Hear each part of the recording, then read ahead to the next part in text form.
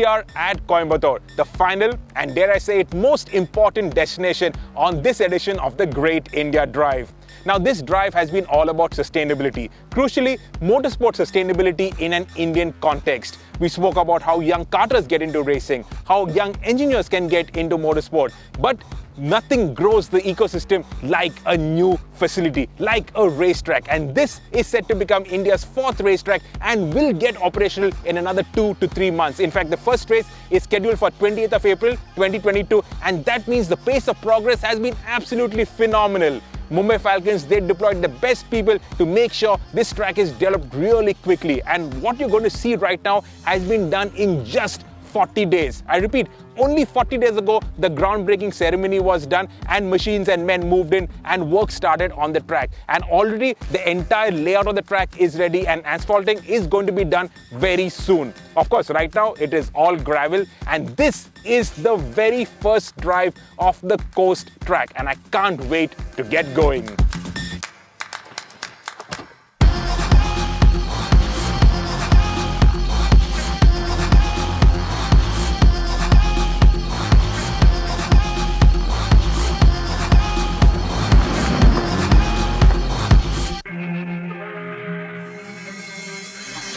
But before we hit the track, let's meet with the world's fastest Indian and India's first Formula 1 driver, Narain Karthikeyan, who as a trustee of the Coimbatore Autosport and Transport Trust is one of the key people involved in getting this racetrack up and running. How do you get the next Narain Karthikeyan from the Coast facility? Basically, the infrastructure will help to create the next set of very good Indian drivers, I firmly believe.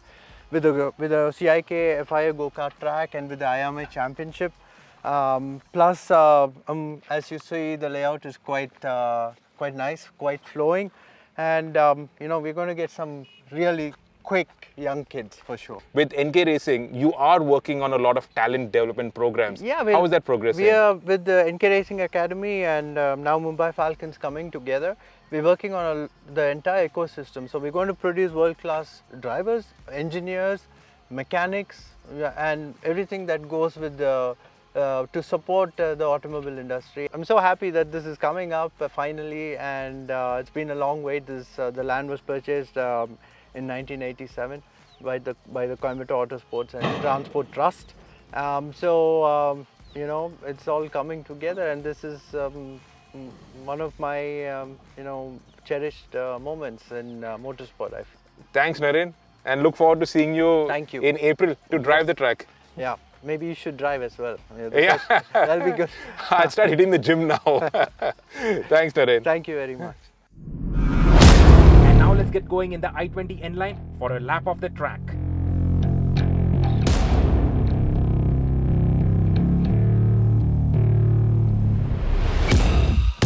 And that's the start-finish straight of the Coast racetrack here in Coimbatore. You fire down this straight and then you get into T1, which is a great overtaking opportunity, which leads into T2, and it comes right after the other. So that means you have to really judge your speed into T1 very well, because if you're going too hot into T1, you won't make the line into T2. The exit of T2 is important because after that, it is all uphill for turns 3, 4, 5, which is the fastest part of the circuit. Narain says that the track layout is such that you will have to really push to get a good lap time with quite a lot of ups and downs and technical corners. And I must say the pace of progress is just phenomenal. Half an hour ago, this was a rough patch and now this is smoothened out. They really are working full pelt. T4 in a single seater will be flat, and the line going up to turn 6 means cars will be in the middle of the track, also presenting a good overtaking opportunity. T7 and 8 is a quick left-right downhill section, and especially 7 will have a considerable amount of compression where drivers will feel a good amount of G-forces. Turns 9, 10 is a double left, inverted Lesmos as the track CEO Johan Setna puts it, referring to the Lesmo curves at the Monza circuit. The track direction is anti-clockwise, one of the very few of its kind in the world and the only one here in India. So it's a mix of tricky corners, fast corners, technical corners, challenging corners, everything is there, and these corners are wide. 15 meters wide is a straight, 12 meters wide are the corners, which is massive. Turn 13 is an open hairpin that leads to a short straight, which then loops back onto the main straight via turn 14. An 8-degree banked corner, allowing cars to slingshot onto the main straight and build up a higher top speed. The simulation for a GT3 car is a 240 km/h top speed and a 1 minute 28 second lap time. And even though we are driving it on dirt and not setting any lap times, you immediately get a sense of how fast, flowing and involving the track will be.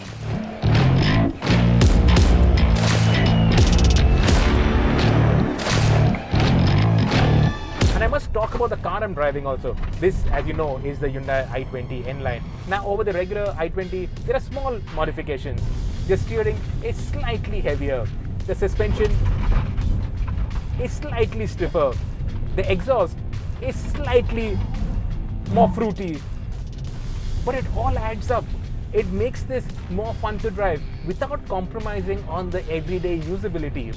Now, this is not smooth, right? This is rough gravel, but you can drive it at a decent pace with the i20 N-Line. You don't have to worry about things touching, hitting down, losing your bumper. We drove this from Mumbai to Coimbatore. It was comfortable, it was quick, it was efficient, yet it has undertones of sportiness.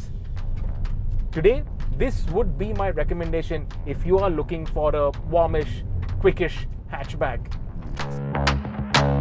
And CoASTT will be accessible to everybody, particularly with open track days for Enthu Cutlet cars like the N-Line. In fact, Narain wants this to be the most welcoming track in the country. We want to be the most friendly racetrack out there, and we want to welcome everybody, and people need to come here and be happy and use the facility and improve in whatever ways it can in terms of, as I told you earlier, racing drivers, engineers, whatever, right? So that's what we set out to do, and we're pretty sure that that's what is going to happen.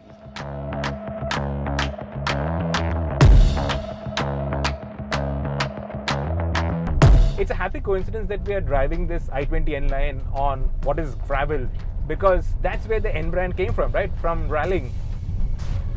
So it's kind of back to its roots. And then of course the N brand is also active in racing. So hopefully in time we will see Hyundai jumping into motorsport in India. Fingers crossed. Of course, we have said in the past that the i20 N-Line should have been a little more sporty, but I can understand where Hyundai are coming from, because they're taking this step by step. They're not overwhelming the market with something that is too sporty and too much.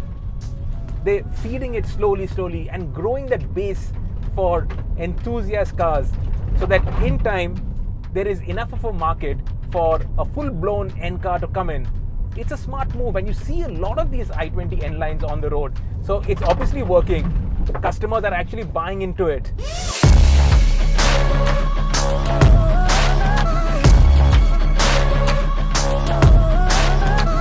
The next time we come to Coimbatore, this will be a proper, full-fledged racetrack, and that means great tidings for you and me. We can bring our Enthu Cutlet cars like the Hyundai i20 N-Line and full send on the track. It'll make us more skillful drivers, faster drivers, and also safer drivers, because after driving on the track, there is nothing left to prove on the road. It makes you a calmer road driver. It'll also bring more drivers into the sport, more engineers into the sport, grow the entire ecosystem around motorsport, and grow the culture of motorsport. And you know what that will lead to?